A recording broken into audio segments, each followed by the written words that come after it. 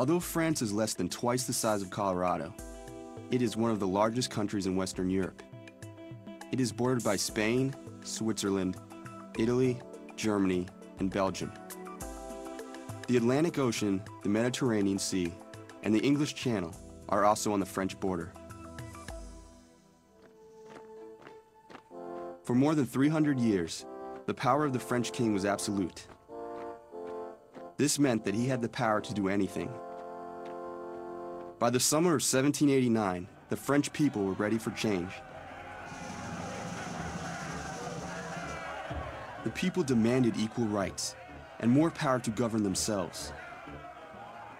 But when the king refused to grant equal rights to all French people, he and his family were imprisoned in their own palace, and a representative government made up of French citizens called the National Constituent Assembly began running the country in his place. Without a king, multiple governments and factions were able to seize power. One of the people who rose to power during these turbulent times was a man named Napoleon Bonaparte. Nous sommes ici.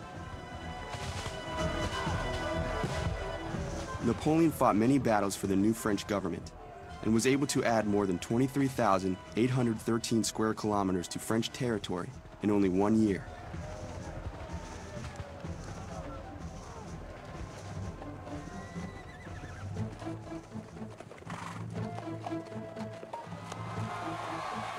He finally returned to lead the French people in a revolt against their new government on September 4th, 1797, and became leader of France on November 9th, 1799.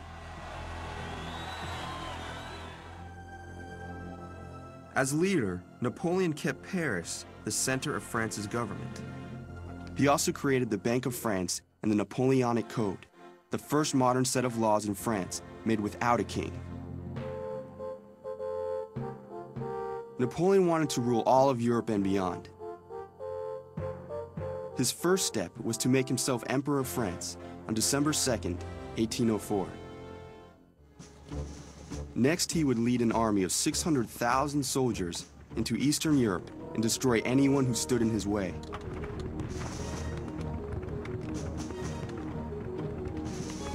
In June 1812, the army started marching toward Russia. The French emperor planned to add Russia to his empire. But the winter months were harsh in Russia, and the Russians set fire to Moscow, Russia's capital, so that Napoleon would have nothing to conquer.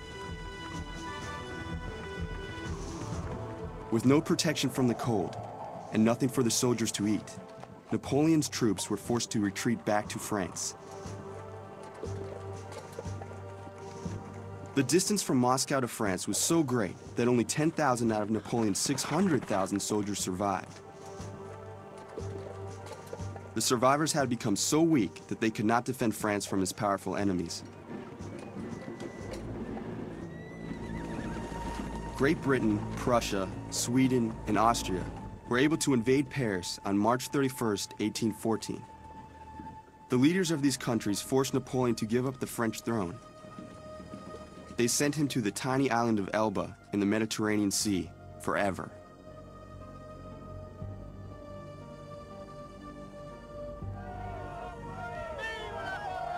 Napoleon was beaten, but not defeated.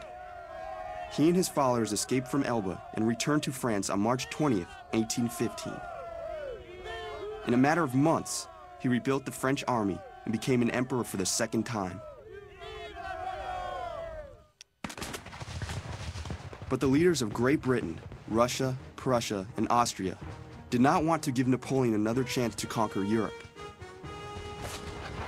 These four nations joined forces, and in June 1815, they beat Napoleon's army at Waterloo in the modern-day country of Belgium. In his second time on the throne of France, Napoleon only ruled for 100 days.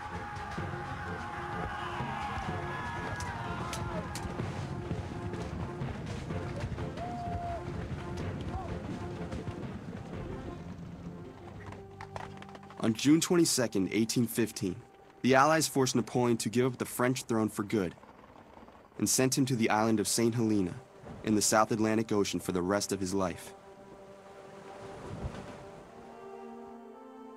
The French Revolution enabled Napoleon to hold more power than anyone else living in the 18th and 19th centuries.